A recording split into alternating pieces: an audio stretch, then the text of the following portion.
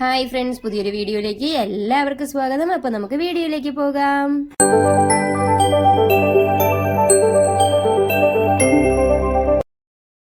നമ്മൾ ഇന്ന് ഉണ്ടാക്കാൻ പോകുന്നത് കപ്പ ബിരിയാണിയാണ്. അതിനായിട്ട് നമ്മളിപ്പോൾ 1 കിലോ കപ്പ എടുത്ത് തൊലിയെല്ലാം കളഞ്ഞ് ഇതുപോലെ കഷ്ണങ്ങളായിട്ട് മുറിച്ച് കഴുകി വൃത്തിയാക്കി വെച്ചിരിക്കുകയാണ്. ഇനി നമുക്കിതിനെ വേവിച്ചെടുക്കാം.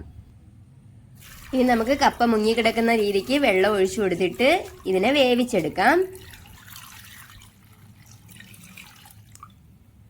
ഇനി തിളയ്ക്കുമ്പം കാണിക്കാം. നമുക്ക് കൊണ്ടുപോയി അടുപ്പിൽ വെച്ചു കൊടുക്കാം.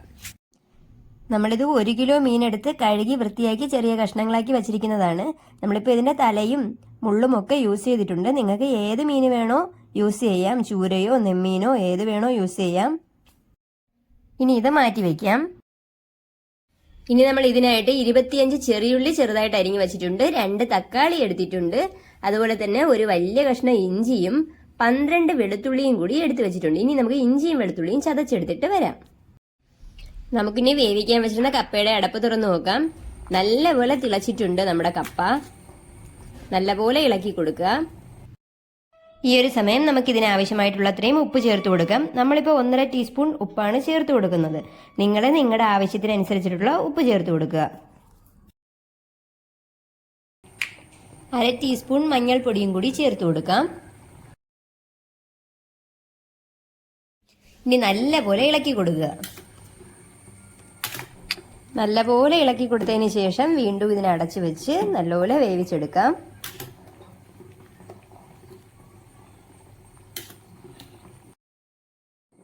ഇനി നമുക്കിതിന്റെ അടപ്പ് തുറന്നു നോക്കാം.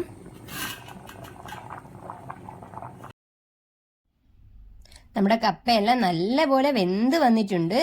അപ്പൊ ഈ ഒരു സമയം നമുക്കിതിലെ വെള്ളം കളഞ്ഞേച്ച് വരാം. കപ്പയിലെ വെള്ളം അത്രയും നമ്മൾ മാറ്റിയിട്ടുണ്ട്. ഇനി ഈ ഒരു സമയം നമുക്കിതിനെ ഇത്രയും പൊടിച്ചെടുക്കാം. നമുക്കൊരു സ്പൂണ് കൊണ്ട് തന്നെ അതിനൊന്ന് സ്മാഷ് ചെയ്തെടുത്താൽ മതിയാകും.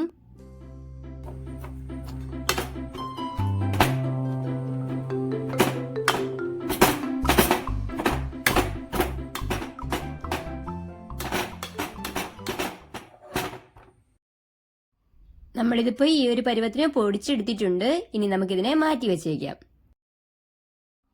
ചട്ടി അടുപ്പത്ത് വെച്ച് ചട്ടി ചൂടാവുമ്പോഴേക്കും നമുക്കതിലേക്ക് വെളിച്ചെണ്ണ ഒഴിച്ചു കൊടുക്കാം. നമ്മളിപ്പോൾ 1.5 ടേബിൾ സ്പൂൺ വെളിച്ചെണ്ണയാണ് ഒഴിച്ചു കൊടുക്കുന്നത്.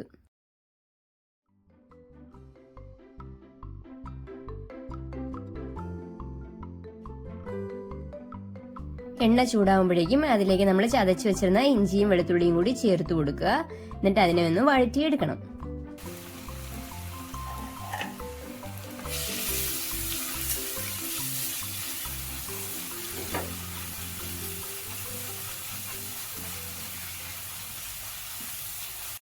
ചെറുതായിട്ടൊന്ന് വഴന്നു വരുമ്പോഴേക്കും നമ്മൾ അരിഞ്ഞു വെച്ചിരുന്ന ചെറിയുള്ളിയും കൂടി ഈ ഒരു സമയം ചേർത്ത് കൊടുത്തേക്കാം.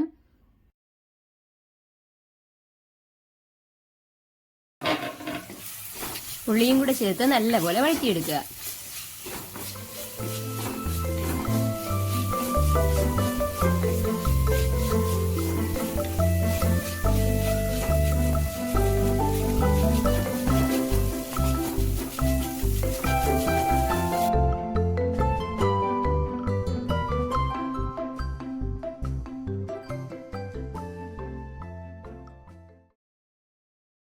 ഈ ഒരു സമയം ഇതിലേക്ക് കുറച്ച് കറിവേപ്പിലയും കൂടി ചേർത്ത് കൊടുത്ത് വഴറ്റിയെടുക്കാം.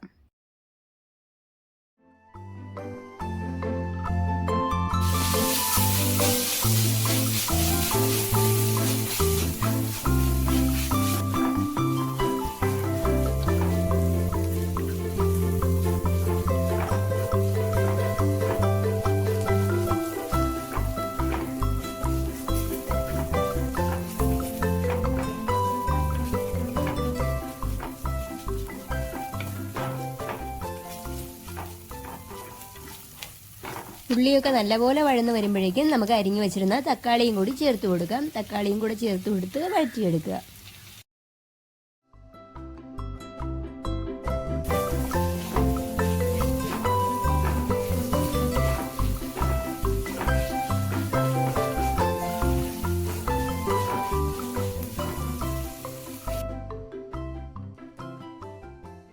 തക്കാളിയൊക്കെ നല്ലപോലെ വഴന്നു വന്നിട്ടുണ്ട്. ഈ ഒരു സമയം നമുക്ക് ഇനി ഇതിലേക്ക് പൊടികൾ ചേർത്ത് കൊടുക്കാം. 1/2 ടീസ്പൂൺ മഞ്ഞൾപ്പൊടി, 4 ടീസ്പൂൺ കാശ്മീരി മുളക് പൊടി കൂടി ചേർത്ത് കൊടുക്കാം. സാധാരണ മുളക് പൊടിയാണെങ്കിൽ 2 ടീസ്പൂണോ 2.5 ടീസ്പൂണോ ഒക്കെ മതിയാകും. അതിന് നല്ല എരിവാണ്. കൂടെ തന്നെ 3 ടീസ്പൂൺ മല്ലിപ്പൊടിയും കൂടി ചേർത്ത് കൊടുക്കാം. അതും കൂടി ചേർത്ത് കൊടുത്തിട്ട് ഇതിന്റെ പച്ചമണം മാറ്റിയെടുക്കുക.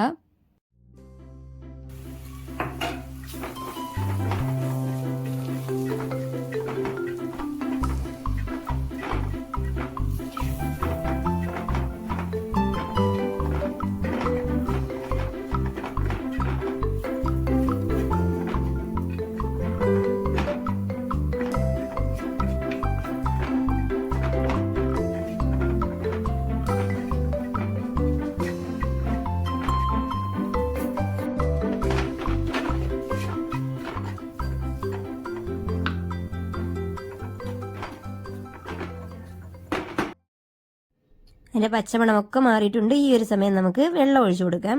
നമ്മുടെ മീൻ ഇതിൽ കിടന്നാണ് വേവേണ്ടത്. അപ്പോൾ അതിനനുസരിച്ചിട്ടുള്ള വെള്ളം ഒഴിച്ചു കൊടുക്കുക. വെള്ളവും കൂടെ ഒഴിച്ചു കൊടുത്തിട്ട് നല്ലപോലെ ഇളക്കിയെടുക്കുക.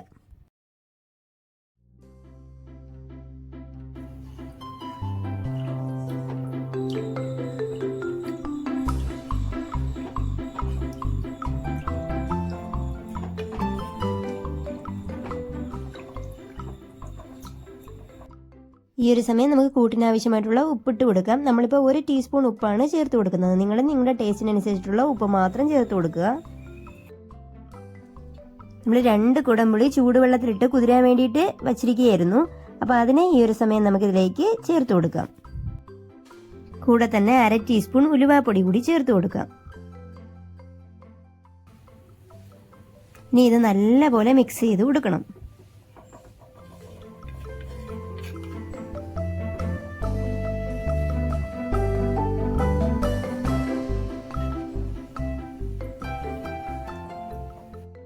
ഇനി നമുക്ക് അടച്ചു വെച്ച് തിളപ്പിക്കാം.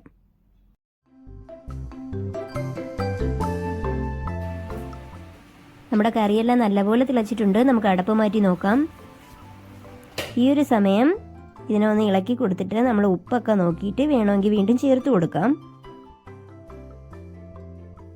നമുക്കിപ്പോൾ കുറച്ചുകൂടി ഉപ്പ് വേണമെന്ന് തോന്നിയതുകൊണ്ട് നമ്മളൊരു 1/4 ടീസ്പൂൺ ഉപ്പ് കൂടി ചേർത്ത് കൊടുക്കുകയാണ്. നിങ്ങൾ വേണമെങ്കിൽ മാത്രം ചേർത്താൽ മതി. നിങ്ങളുടെ ടേസ്റ്റ് നോക്കിയിട്ട് മാത്രം ചേർത്താൽ മതി.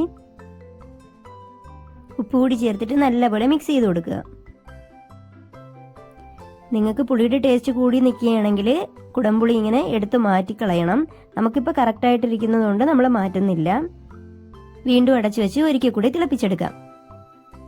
ഇനി നമുക്ക് അടപ്പ് മാറ്റി കൊടുക്കാം. നമ്മുടെ കറിയെല്ലാം നല്ലപോലെ തിളച്ച് വന്നിട്ടുണ്ട്.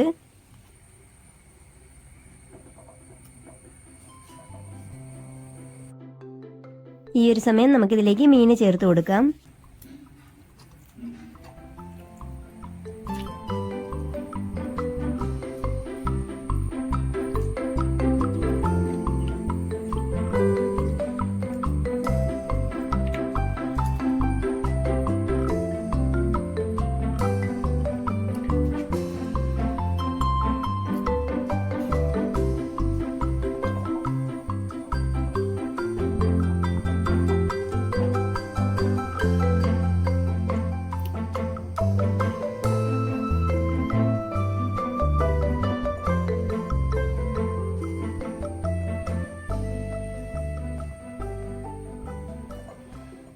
വീണ്ടും നമുക്ക് ഇതിനെ അടച്ചു വെക്കാം. അതങ്ങനെ കിടന്ന് തിളച്ചോട്ടെ.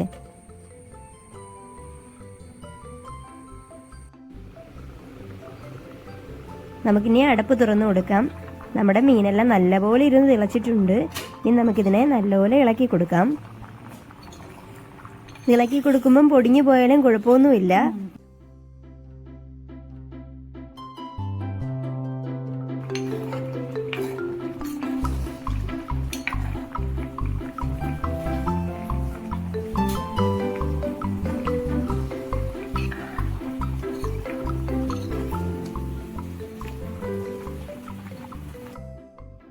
പുളി കൂടുതലായിട്ട് തോന്നുകയാണെങ്കിൽ ഈ പുളി എടുത്തങ്ങ് മാറ്റിക്കോണം. ഇനി ഇത് ഇങ്ങനെ ഇരുന്ന് വെന്തോട്ടെ. നമുക്ക് വീണ്ടും അടച്ചു വെച്ച് വേവിക്കാം.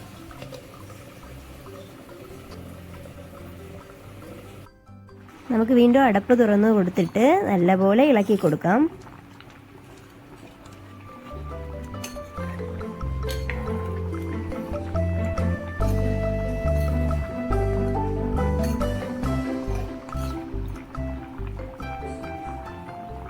ഈ ഒരു സമയം നിങ്ങൾക്ക് ഉപ്പും പുളിയും നോക്കിയിട്ട് വേണമെങ്കിൽ വീണ്ടും ചേർത്ത് കൊടുക്കാം. പുളി കൂടുതലാണെങ്കിൽ നിങ്ങൾക്ക് കുടംപുളിയുടെ കഷ്ണങ്ങളെടുത്ത് മാറ്റുകയും ചെയ്യാം. നമുക്കിപ്പോൾ പുളി കുറവായിട്ട് തോന്നിയതുകൊണ്ട് ഒരു പകുതി കുടംപുളിയുടെ കഷ്ണങ്ങളും കൂടി ഇട്ട് കൊടുത്തു. അതും കൂടെ ഇട്ടതിന് ശേഷം നമുക്ക് വീണ്ടും അടച്ചു വെച്ച് വേവിക്കാം.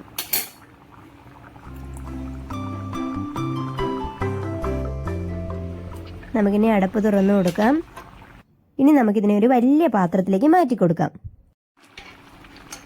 അപ്പോൾ നമ്മൾ നമ്മുടെ മീനെല്ലാം ഒരു വലിയ പാത്രത്തിലേക്ക് മാറ്റിയിട്ടുണ്ട്.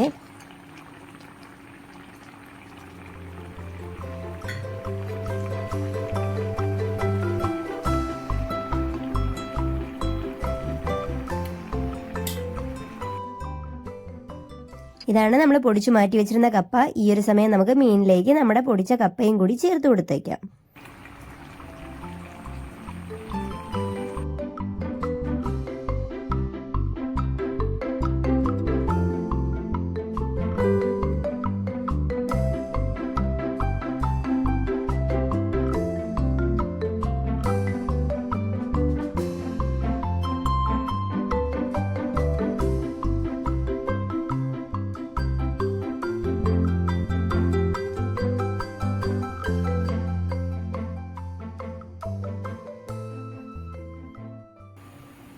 കപ്പയും കൂടെ ചേർത്തിട്ട് നല്ലപോലെ മിക്സ് ചെയ്ത് കൊടുക്കുക.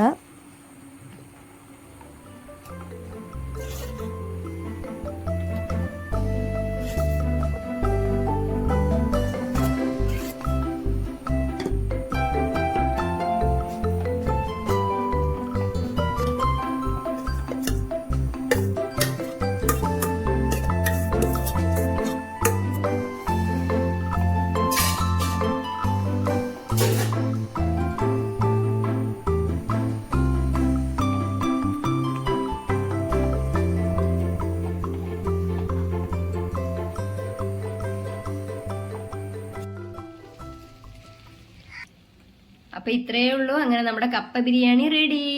നിങ്ങൾക്ക് വേണമെങ്കിൽ കടുക് വറുത്തൊഴിക്കാം. നമ്മളിപ്പോൾ കടുക് വറുത്ത് ഒഴിക്കുന്നില്ല. പിന്നെ നിങ്ങൾക്ക് ചാറോട് കൂടി ഇത് വേണ്ട എങ്കിൽ നിങ്ങൾക്ക് ആദ്യം തന്നെ ചാറെല്ലാം വറ്റി കഴിഞ്ഞിട്ട് കപ്പ ചേർക്കാം. നമ്മളിപ്പോൾ കുറച്ച് ചാറോട് കൂടി ഇരിക്കാൻ വേണ്ടിയിട്ടാണ് അങ്ങനെ എടുക്കുന്നത്. അപ്പോൾ എല്ലാവരും ഇത് വീട്ടിലൊന്ന് ട്രൈ ചെയ്ത് നോക്കണം. എന്തായാലും ഇഷ്ടപ്പെടും. വളരെ ഈസിയാണ്, നല്ല ടേസ്റ്റി ഉള്ളതാണ്. ട്രൈ ചെയ്തിട്ട് ഇഷ്ടപ്പെടുവാണെങ്കിൽ ലൈക്ക് ചെയ്യണം, ഷെയർ ചെയ്യണം. നിങ്ങളുടെ അഭിപ്രായങ്ങൾ കമന്റ് ബോക്സിൽ രേഖപ്പെടുത്തണം.